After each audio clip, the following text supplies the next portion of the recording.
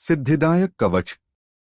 बहुत दिनों पहले बंबई में एक धनीमानी सेठ रहता था। शहर में उसकी कई बड़ी बड़ी दुकानें थीं, रहने के लिए बढ़िया कोठी थी। उसका व्यापार धूमधाम से चलता था।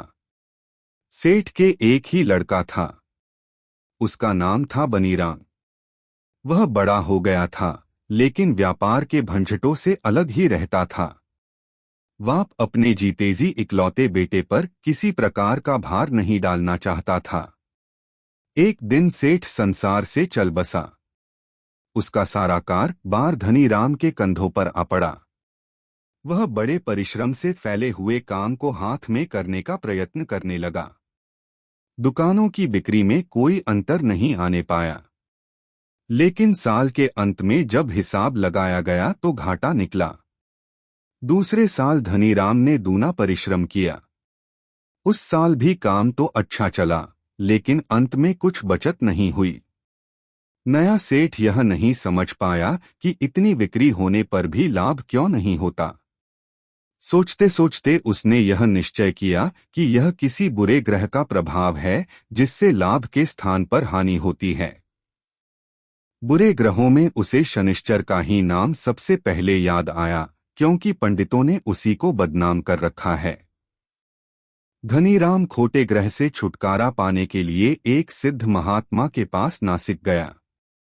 वहां उसने महात्मा जी को अपना सारा हाल बताकर कोई ऐसा सिद्ध यंत्र मांगा जिसको बांधने से क्रूर ग्रहों का प्रभाव नष्ट हो जाए। महात्मा ने एक तावीज देकर उससे कहा, बेटा, इस कवच को हाथ में बांधकर तुम जहां जहां जाओगे, वहां यदि धन की हानि होती होगी तो लाभ होने लगेगा। इसे 1 वर्ष बाद मुझे वापस कर जाना। धनीराम को मुहमांगा वरदान मिल गया।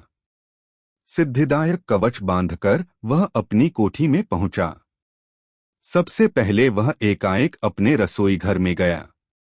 वहां देखा तो रसोइये चीनी का शरबत घोलकर पी रहे थे। इधर उधर देखा तो नौकर लोग घर ले जाने के लिए आटा दाल चुरा कर रखे थे। धनीराम ने सबको डांट फटकार कर वहां प्रबंध ठीक किया। इसके बाद वह एक दुकान में गया। वहां देखा तो बहुत सा माल गोदाम में पड़ा सड़ रहा था। कुछ नौकर चोरी से माल बेचते हुए पकड़े गए। धनीराम को विश्वास हो गया कि सिद्धिदायक कवच के प्रभाव से वह जहां भी जाएगा, वहां हानि का पता तुरंत लग जाएगा और लाभ होने लगेगा। वह लाभ के लोभ से इधर उधर चक्कर लगाकर दुष्ट ग्रह का प्रभाव नष्ट करने लगा।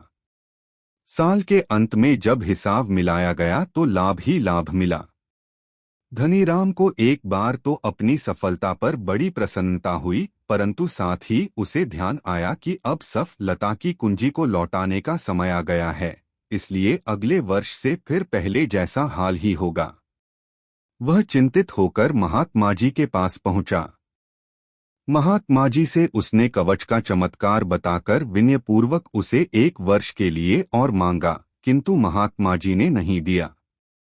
धनीराम ने जब उसके लिए बहुत हठ किया तो उन्होंने हंसकर कहा, तुम व्यर्थ ही इसके लिए आग्रह करते हो। इसमें तो कुछ भी शक्ति नहीं है, इसको खोलकर देखो। धनीराम ने कवच को खोला। उसके भीतर एक छोटे से कागज पर यही लिखा था, किसी भी काम में यदि सफलता चाहते हो तो छोटी से छोटी बात की देखभाल स्वयं करो। महात्मा जी ने उसको सफलता का रहस्य समझाते हुए कहा, सेठ, इस वर्ष तुम्हें जो अपूर्व लाभ हुआ है, उसका कारण यह है कि तुमने अपने प्रत्येक काम की देखरेख स्वयं की है और अपनी आंखों से देखा है कि कहाँ हानि हो रही है। पहले तुम दूसरों के भरोसे रहते थे। मैं इसको समझ गया था। मैंने उस समय तुम्हें उपदेश देना व्यर्थ समझा, क्योंकि तुम तो सिद्धिदायी यंत्र में ही विश्वास रखते थे। इस कवच को देकर मैं यही चाहता था कि तुम ग्रह शांत करने के बहाने अपने सारे काम को घूम घूम कर स्वयं देखते रहो।